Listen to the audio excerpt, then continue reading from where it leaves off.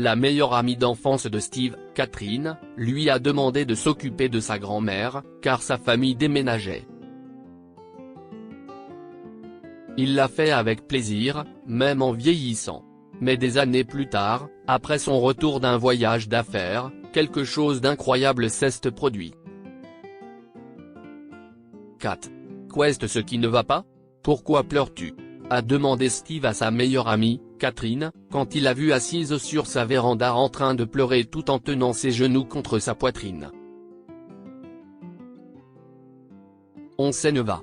Elle a pleuré sur Steve, et ce dernier était choqué de la voir ainsi. Ils avaient 13 ans, vivaient à Newport, Rhode Island, et n'avaient jamais été séparés un seul jour. Ne t'inquiète pas. Je t'écrirai des emails tous les jours, et je viendrai te rendre visite, a dit Steve, espérant remonter le moral de son ami, mais Catherine secoua la tête. Je sais que nous ferons souvent ça. Ce n'est pas pour ça que je pleure, disait-elle en reniflant l'humidité dans son nez. Je pleure parce que nous laissons notre grand-mère derrière nous. Mais pourquoi? Elle ne peut pas venir avec vous? Demanda-t-il, surpris. La grand-mère de Catherine habitait à quelques pâtés de maison d'eux et il pensait qu'il serait plus facile de voyager avec elle. Mais son ami continua de secouer la tête. Elle ne veut pas quitter sa maison. Elle aime sa maison. Elle a dit qu'elle a travaillé trop dur pour y renoncer. J'ai aidé à prendre soin d'elle pendant si longtemps. Qu'est ce que je vais faire? Qui va veiller sur elle? Tu sais quoi? Je vais m'occuper d'elle. Je peux faire tout ce que tu as fait pour elle, a proposé Steve. Catherine le fixa à travers ses cils mouillés et renifla à nouveau en lui demandant, es-tu sûr? Oui. Je te le promets, Kat. Ta grand-mère ne sera jamais seule. Il s'est assis avec son ami et ses larmes ont cessé de couler. Les années ont passé et Steve a tenu sa promesse. Chaque jour, il rendait visite à la grand-mère de Catherine, Marie-Sue, qui était adorable. Il n'avait pas de grands-parents, c'était donc une nouvelle expérience pour lui. Elle lui a préparé des biscuits, lui a préparé le dîner et lui a raconté des histoires assez passionnantes sur sa vie. Même lorsqu'il est devenu adolescent et s'est trouvé de nouveaux intérêts, il s'est toujours occupé de la vieille dame sans se plaindre.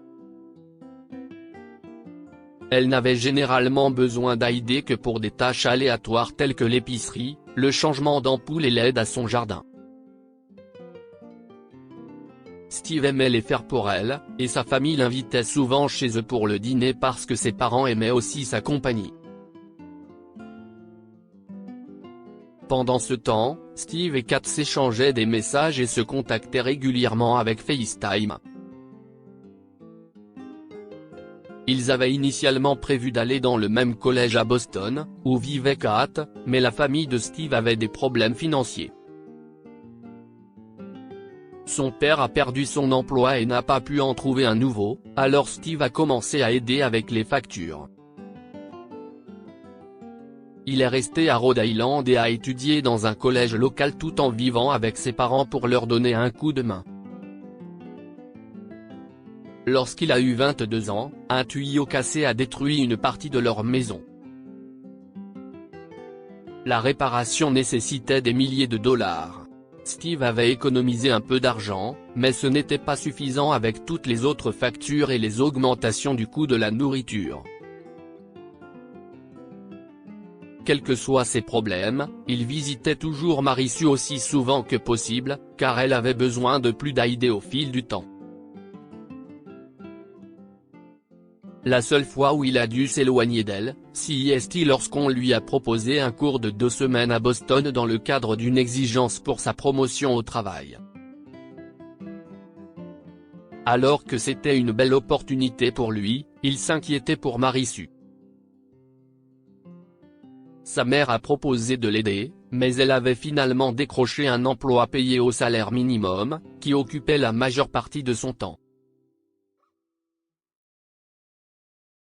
Ne t'inquiète pas, Steve. Je ne suis pas démuni. Je peux être seul pendant 2 semaines et tout ira bien, se moqua Marie-Sue lorsqu'il lui fit part de ses inquiétudes à l'idée de la laisser seule. Tu es sûre, Marie-Sue? Je viens ici presque tous les jours depuis 9 ans. Je vais totalement te manquer, a plaisanté Steve. Oh, espèce d'idiot. Bien sûr, ça ira. Suis secours et forme-toi au maximum, insista Marie-Sue en lui tapotant le bras.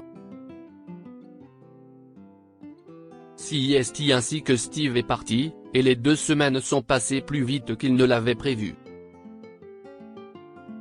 Son patron était sûr que la formation lui permettrait d'obtenir une promotion, ce qui lui rapporterait assez pour réparer la maison de ses parents et peut-être, enfin, déménager pour vivre seul.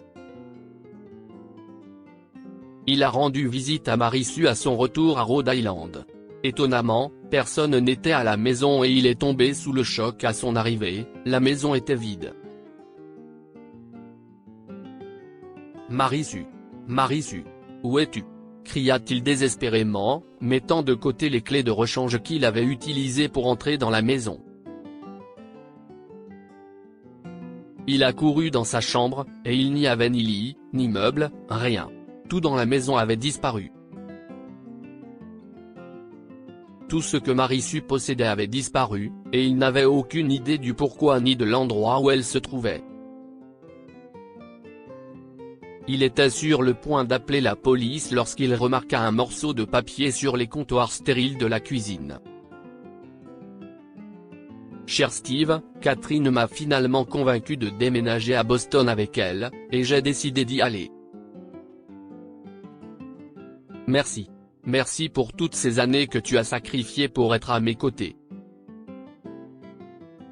Tu es l'ami le plus fidèle que ma petite fille ait jamais eu, et je l'apprécie.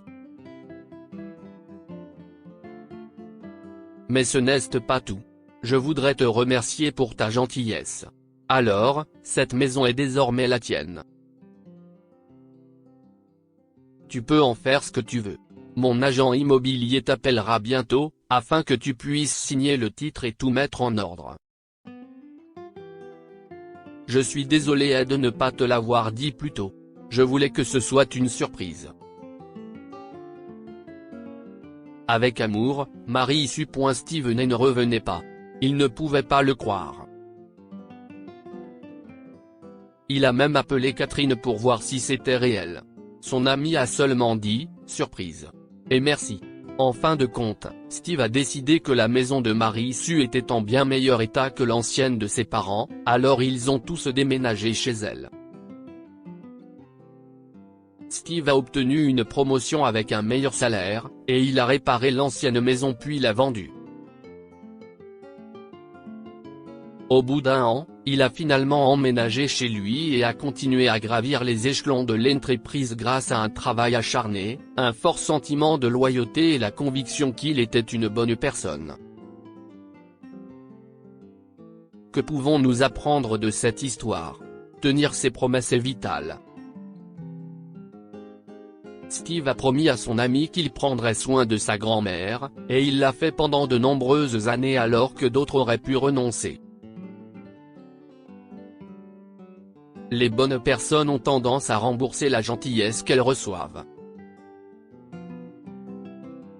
Marie-Sue a offert à Steve un cadeau inestimable pour toutes les années où il lui a tenu compagnie, et c'était le plus beau cadeau qu'il ait jamais reçu. Partagez cette histoire avec vos amis. Cela pourrait égayer leur journée et les inspirer. Cette histoire est inspirée du quotidien de nos lecteurs et écrite par un écrivain professionnel. Toute ressemblance avec des noms ou des lieux réels est purement fortuite. Toutes les images sont uniquement à des fins d'illustration. Partagez votre histoire avec nous. Peut-être que cela changera la vie de quelqu'un. Si vous souhaitez partager votre histoire, veuillez l'envoyer à info@amomama.com.